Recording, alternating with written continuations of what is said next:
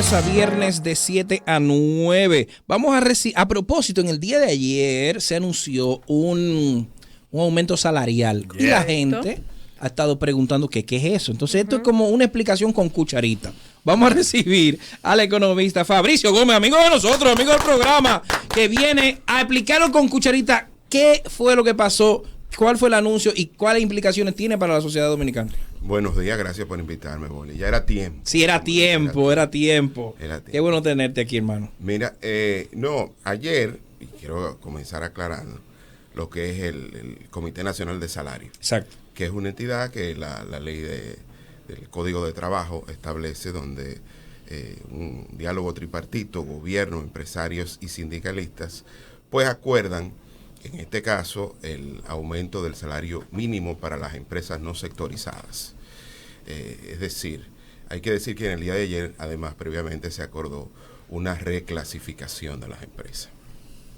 Eso quiere decir que se reclasificaron las empresas por el tamaño y la cantidad de ventas nominales y quedó de la manera siguiente. Se acordó en ese tema tripartito porque todo lo que es de carácter laboral, de acuerdo a la Organización Internacional del Trabajo, pues se hace de carácter tripartito, es decir, participan gobierno, empresarios y sindicalistas. Aquí se cambió la clasificación de las empresas. Microempresa, una empresa que tiene entre 1 y 10 trabajadores. Pequeña empresa, la que tiene entre 11 y 50 trabajadores. Mediana empresa, entre 51 y 150, y de 151 trabajadores en adelante ya es una gran empresa. Y obviamente esto permitió de alguna manera morigerar el efecto del aumento que se dio en el salario mínimo del sector privado formal. Eso quiero que quede bastante claro. ¿Qué es el sector formal? El sector formal es aquel que trabaja con un patrono visible y que tiene que cotizar en la tesorería de la Seguridad Social, tanto para las pensiones como para el seguro de salud. Lamentablemente, la mayoría de los dominicanos trabajan en el sector informal, un 51.3 aproximadamente, y eso es una característica propia de las economías latinoamericanas, ¿no? Donde cuando ustedes llegan, antes de que ustedes lleguen aquí a esta emisora muy tempranito, hay gente que se levanta con la ciudad. Se necesitan personas que no solo del transporte, también que vendan comida y que vendan una serie de elementos en el mundo informal, con un contrato verbal, ¿no? Con un contrato que pueda ser que te voy a pagar tanto. Demandable, exacto. Y esa gente, sin esa gente las ciudades no funcionan. Entonces son necesarias, importantes. También están los profesionales liberales, que eso tiene otra connotación, pero también digamos que tienen unas reglas distintas a las que tienen los trabajadores dependientes. Qué importante fue que se llegó a un acuerdo. Y eso las sociedades y nuestra sociedad específicamente no se puede explicar sin un elemento que muchas veces la gente no le da importancia, que se llama paz laboral. Nosotros hemos tenido desde hace mucho tiempo, más de 25 años, paz laboral. Eso ha permitido que la sociedad crezca, que se cree empleo, en un clima donde hay una negociación permanente, pero donde no hay esas huelgas importantes que interrumpen la productividad de nuestro país, que es relativamente baja, pero en otras ocasiones sí se ha dado. Para los más jóvenes que escuchan este programa hay que decir que los derechos laborales en este país y en todos los países del mundo costaron sangre, sudor y lágrimas. Sin embargo, aquí lo hemos hecho de manera con nuestra democracia clásica, yo digo nuestra democracia de guira y tambora, donde, bueno, si diste un paso más para allá, yo te alcanzo en el otro, pero es importante el tema de la negociación y sobre todo porque se alcanzaron unos niveles importantes y se va a dar en 2 tramos. Un tramo que empezaría a partir del 15 de este mes y el segundo tramo a partir de enero del próximo mes. ¿Por qué se hace así? Se hizo privilegiando a los trabajadores en términos proporcionales que están en la micro y las pequeñas empresas. A ese el adelanto del aumento hasta julio, o que va a comenzar ahora el 15 de julio, es más alto que para las empresas más grandes. Esto se hizo porque cualquier negociación de reclasificación, y de acuerdo a la filosofía del Código Laboral, tiene que ser sobre la base de lo que más beneficia al trabajador. Entonces hay que tener cuidado aquí. Ahora voy con los cuidados. Nosotros venimos de una crisis pandémica importante. Estamos aún. Pero digo, para nosotros la pandemia produjo una recesión económica y que ahora la economía va mejorando, va rebotando. Para que tengan una idea, la encuesta nacional de fuerza continua de trabajo del Banco Central en el primer trimestre encontró que solamente el 84.5% de las personas que hace un año atrás tenían empleo reportaron que todavía lo mantenían. Eso habla de una pérdida en los ocupados de 192.500 trabajadores aproximadamente. Pero cuando tú lo comparas con lo que comenzó la pandemia, la pérdida en los ocupados fue de 430.000 personas.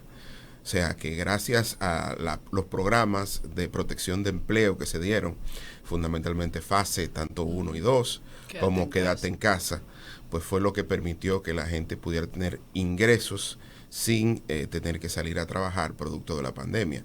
Estos programas fueron costosos en términos presupuestarios, pero tengo que decir que fueron exitosos porque mantuvieron la democracia y la cohesión social. En muchos países esto no ha sido posible.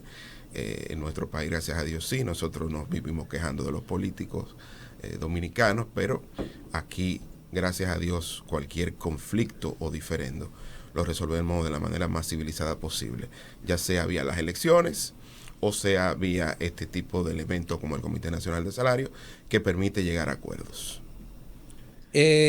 ¿Cómo la gente entonces? Porque surgió de una vez ya la pregunta. Pero si aumentaron el sueldo, van a aumentar las cosas. ¿Las cosas tienen que aumentar porque aumenten el sueldo? Mira, qué bueno que me hace esa pregunta, porque yo creo que las autoridades están muy ocupadas en su trabajo diario. Y a veces uno percibe que no hay un vocero económico, alguien como que oriente un poco a la ciudadanía. Porque hay dos cosas. La crisis fue una crisis.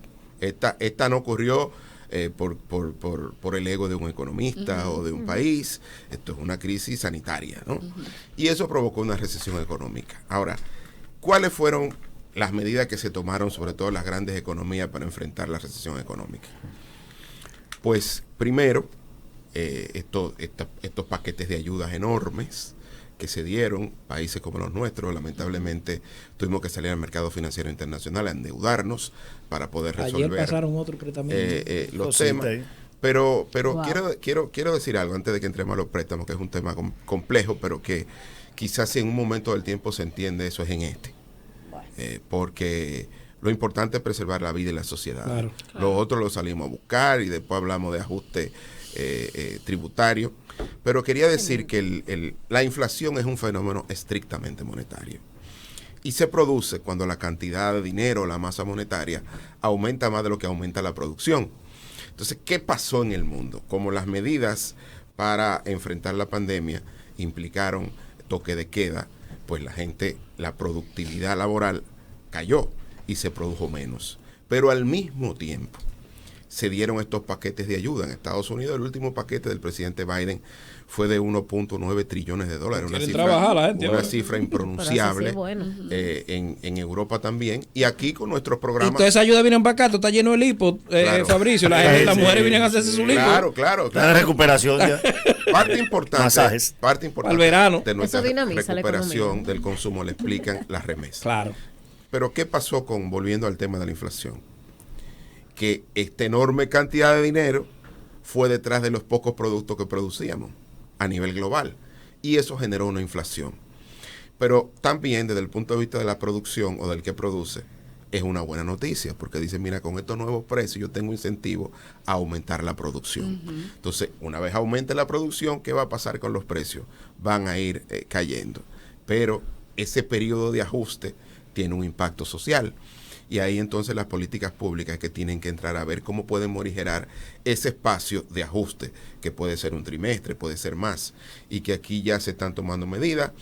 En tu opinión, ¿qué tiempo va a durar ese ajuste para que la gente pueda ver? El ajuste para mí va a durar entre 2 y 3 meses. Lo que pasa es que hay un elemento que tiene que ver con el combustible, que es el que gatilla más toda la estructura de precios, sobre todo en una economía como la nuestra, que somos importadores netos de combustible.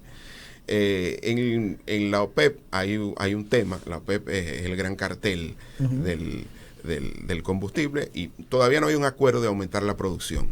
Entonces uno espera que se mantenga un poco alto.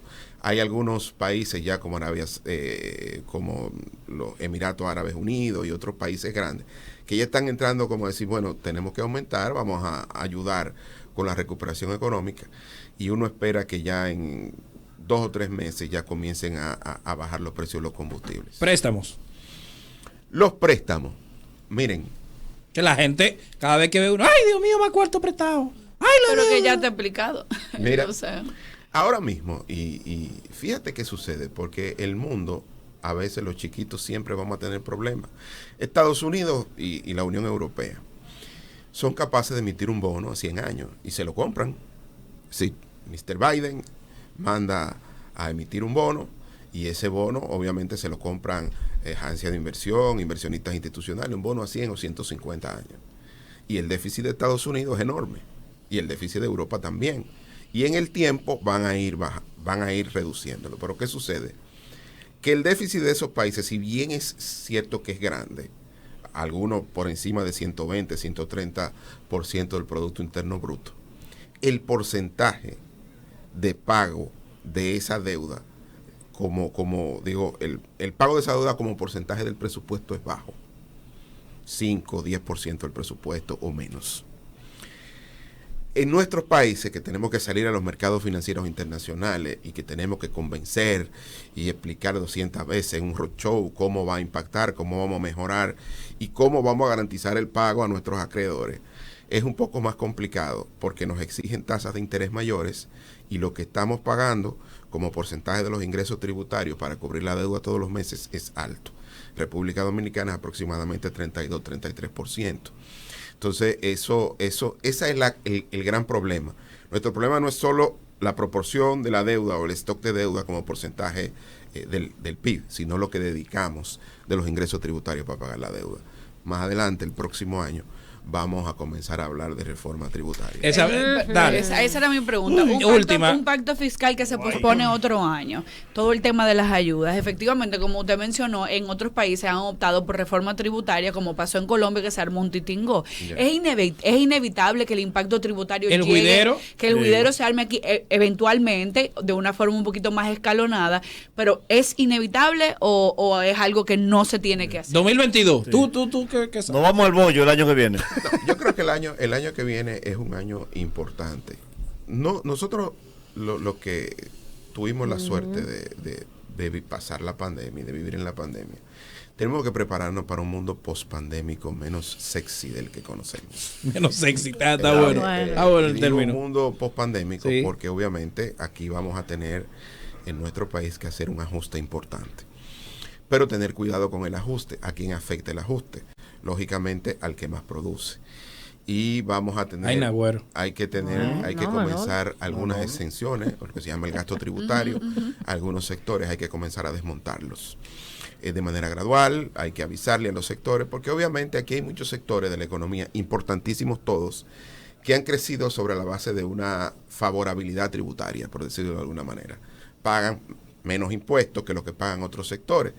Pero después de 20, 30 años de desarrollo y crecimiento importante de esos sectores, a lo mejor ya no se justifican esas exenciones. Pero por eso hay que mirar punto a punto cuáles son los sectores que mayor empleo generan. Por ejemplo, yo creo que en este momento el sector turismo hay que cuidarlo, porque por el tema de la pandemia es el sector que más ha caído. Es un sector que apoya mucho la inversión extranjera, el empleo y la llegada de dólares en el país. Gracias, Fabricio, por venir en el día de hoy. Esperamos que volverte a invitar con otros temas y además económicos. Yo quiero hacer una suerte como de escuela, como de economía para guau. Sí. Economía para guau. Pues ya eso está fijo ya la semana que viene. Porque de verdad que la filosofía popular enseña más muchas veces que las aulas. ¿Cuáles son tus redes sociales? Claro.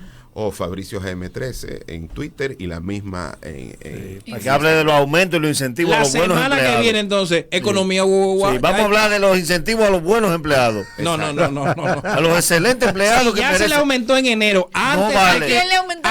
¿Quién le aumentó?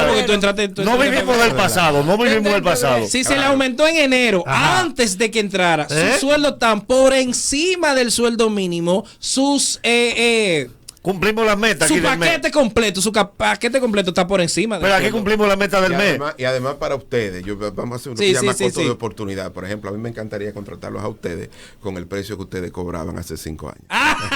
Gracias, Mauricio.